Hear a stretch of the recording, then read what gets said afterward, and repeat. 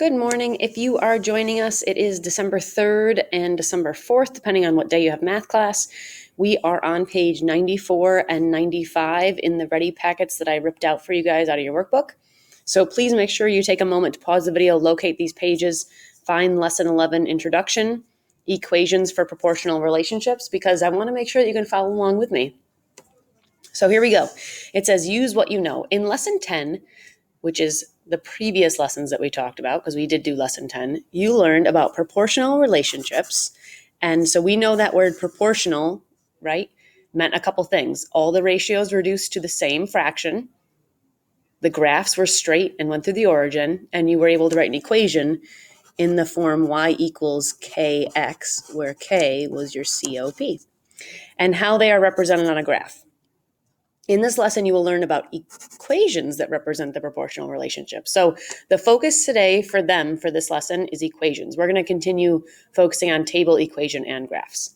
So it says the table shows how the number of people who can ride a roller coaster depends on the number of cars on the roller coaster. So we've got a nice table here. It says number of cars, that's our X. Number of people, that's our Y. And if there's 3 cars, there's 18 people. 5 cars is 30 people. 6 cars would fit 36 people. 8 cars would fit 48 people. How many people can ride in one car? So they're asking you to find the unit rate, which means they want you to kind of make that table. They want to extend the table up back to a unit rate of 1. And then they also want you to find 10, which means they want you to extend the table down below past 8. So hopefully you have an idea of how to find the unit rate, which is how many can ride in one car. So remember, they've been asking you to write your ratios y over x. So if I take my 18 over 3, if I take my 30 over 5, my 36 over 6, and I reduce it, that's what they're asking us to do. And then 48 over 8. So remember, you can reduce on your own, which I would love to see because I think you guys are capable of doing it. So we could reduce by 3, and that would give us 6 over 1. You could also use your calculator. So we could do 30 ABC 5 and reduce it. That gives us 6. So it'd be the same as 6 over 1. We can reduce by 6 here. That gives us 6 over 1. Are we noticing that all these ratios are the same? We have one more to check. This one we can luckily reduce by 8, and that does give us 6 over 1 as well. So how many people can ride in one car? One car is, so this is one car, is 6 people. So this would be 6 people up here. So this answer is 6 people. How many can ride in 10 cars? So now you might be noticing, well, 1 times 6 gives me 6. 3 times 6 gives me 18. 5 times 6 gives me 30. 6 times 6 gives me 36. 8 times 6 gives me 48. What is 10 times 6 going to give me? Or give us, I should say. It should give us 60 people. So we want to multiply by 6. That's our COP, right? So let's say it says use the math you already know to solve this problem. Find the ratio of the number of people to the number of roller coaster cars. So they're asking us to find a ratio. In this case, we know we're probably going to have to write it as a fraction. The number of people to the number of roller coaster cars for each set of data in the table. Guess what? We already did that up here. We kind of jumped the gun and did that step first. We took our 18 over 3 and we reduced it to 6 over 1. Our 30 over 5, reduced it to 6 over 1. 36 over 6, we reduced it to 6 over 1. And our 48 over 8, we reduced it to 6 over 1. We found the ratio to the number of people to the number of cars. It reduced to 6 people for 1 car. So part B says, are the ratios of the number of people to the number of cars in a proportional relationship? Well, did we get the same ratio each time when we reduced? Yes, we did. So all the ratios reduce to 6 over 1. Or you could write 6, but I like keeping it 6 over 1 because it means 6 people for every 1 car. All right, let's look at question C. How many people can ride in 1 car? I know you can answer that for me because I've labeled it a few times for you, right? 1 car is 6 people. So hopefully you're following along with me on your paper. Again, if you need to pause to catch up to where we are, you're welcome to. D, what is the constant of proportionality for the data in the table? What was I multiplying by each time? What's that constant number? Hopefully you're saying 6. I'm going to move it up just a little so I can see E and F. Explain how you can find the number of people that can ride in a roller coaster with 10 cars. All right, well, we found that. We said that 10 cars times the 6 people per car would give us 60, right? So explain how you can find the number of people that can ride in that car. We would say the number of cars times 6 equals 60, right? Because 6 is our COP. Or you could say cars times 6 equals 60. Okay, letter F says write an equation to represent the number of people Y that can ride the roller coaster with X cars. So remember up in the table how I did label an X and a Y? So they want us to write an equation based on that. So write an equation to represent the number of people Y. So it should be Y equals. So what are we doing to X to get Y? That's what we have to think about. What are we doing each time? And hopefully you're seeing this. We multiplied by what number? We multiplied X by 6. We multiplied X, whatever X was, we multiplied by 6. So 6X. So remember that COP always goes in front of the X if it's a proportional relationship. We could say the number of people is equal to 6 times the car. We could put in different letters if that makes a little more sense for some of you. Okay, but the equation is still the same. Our input times 6 equals our output. All right, let's take a look at page 95. 95 is going to kind of summarize everything we've been talking about. So it says, the problem on the previous page is shown using a table. Yep, it was. You can also represent the situation with both a graph and an equation. Well, we kind of wrote an equation at the bottom, right? We said our equation was Y equals 6X or people equals 6 times cars. And then here's our graph down below. It says the graph represents the problem on the previous page. So the number of cars was our X, the number of people was our Y. And remember our table started with, so we have cars and people. When there were 3 cars, there were 18 people.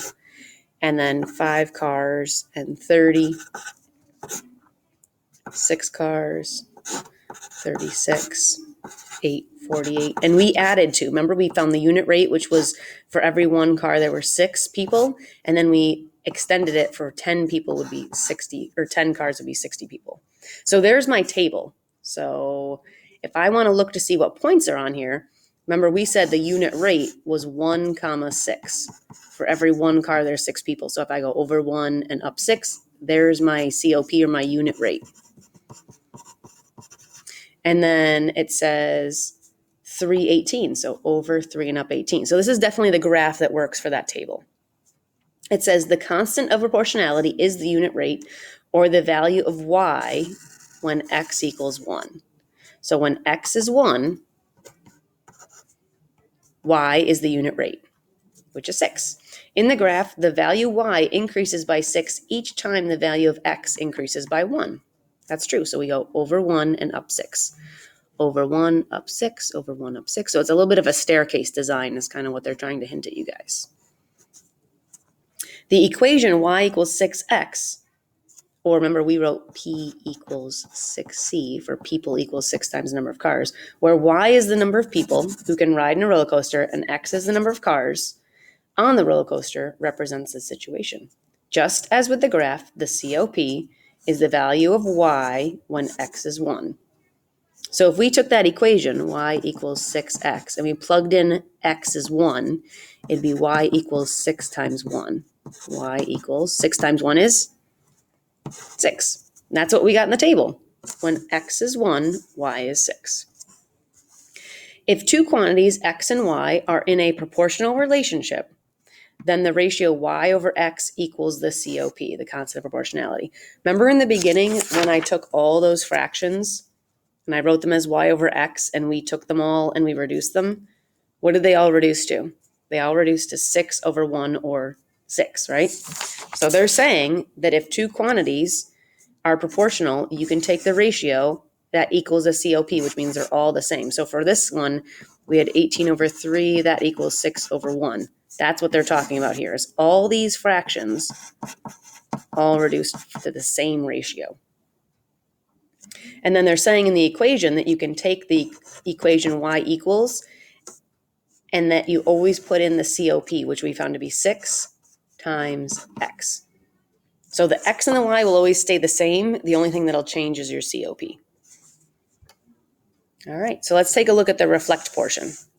Explain how the COP, the constant of proportionality, is represented in the table, the equation, and the graph of the roller coaster situation. Okay, well, in the table, it says, explain how the constant of proportionality is represented in the table. Well, in the table, you would take your x, right, when it's 1, and that's your COP.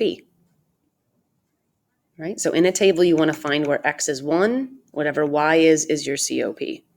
So we're going to say your COP, remember when x is 1, that's called your unit rate. COP is the unit rate. It's the value of y when x equals 1. Okay, so that's the table. We could also say that it's a ratio for the table, is a ratio with a denominator of 1. So remember, we took 18 over 3 and we reduced it to 6 over 1. So that's another example of the table. Okay. Now the equation, right, is always y equals, and then we use k to represent the COP. So in the equation, whatever number is in front of the x is the COP. And in this case, we know it's 6. And then the graph is the last part. So they want to know, how do you find the COP? Explain how the COP is represented on the graph. Well, remember I pointed out up here that the unit rate, remember unit rate is also called COP. So unit rate is when you go over 1 and up however many you go. So on the graph, the value when x is 1, whatever y is your COP. Okay. So your COP can be found a few ways. You can find it in your table when x is 1. You can find it with different ratios when you reduce y over x.